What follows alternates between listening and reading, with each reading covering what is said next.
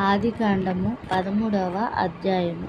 అబ్రహాము తనకు కలిగిన సమస్తమును, తన భార్యను, తనతో కూడనున్న లోతును వెంటబెట్టుకుని ఐగుప్తులో నుండి నేగేమునకు వెళ్ళెను. అబ్రహాము వెండి బంగారము పశువులు కలిగిన బహు ధనవంతుడై ఉండెను. అతడు ప్రయాణము చేయుచు దక్షిణము నుండి బేతేలు వరకును, అనగా బేతేలుకును హాయికిని మధ్య తన గుడారము మొదట ఉండిన స్థలము వరకు వెళ్ళి, తాను మొదట బలిపీఠము కట్టిన చోట చేరెను. అక్కడ అబ్రహాము యెహోవా నామమున ప్రార్థన చేసెను. అబ్రహాముతో కూడా వెళ్ళిన లోతును గొర్రెలును గొడ్లు గుడారములు ఉండెను కనుక వారు కలిసి నివసించుటకు ఆ ప్రదేశము చాలకపోయెను. ఎందుకనగా వారి ఆస్తి వారు కలిసి నివసించలేనంత విస్తారమై ఉండెను.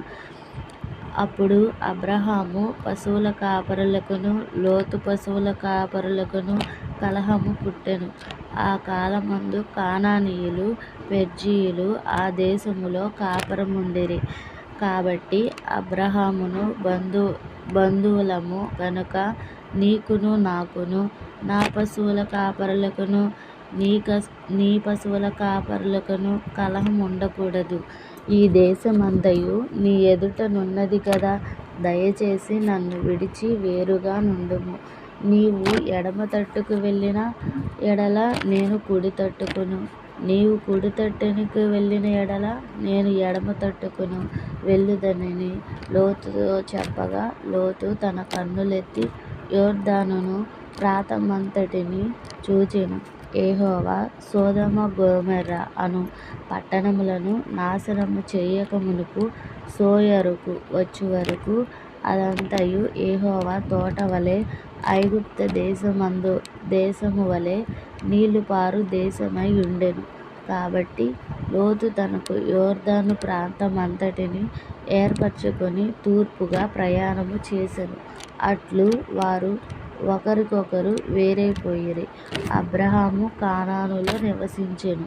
లోతు ఆ మైదానమందున్న పట్టణముల ప్రదేశములో కాపురముండి సొదొమ దగ్గర తన గుడారము వేసుకొనెను.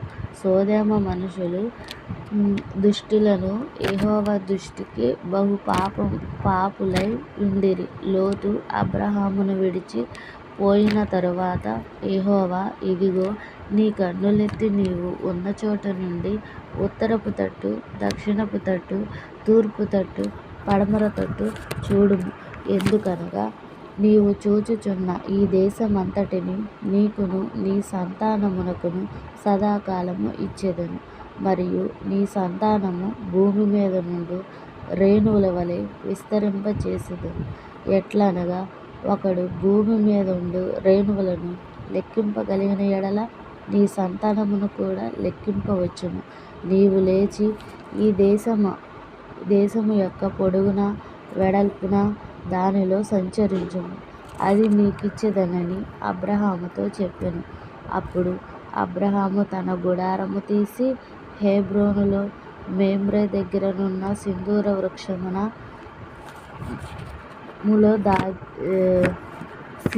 వృక్షములో దిగి అక్కడ యెహోవాకు బలిపీఠము కట్టెను. ఆమేన్.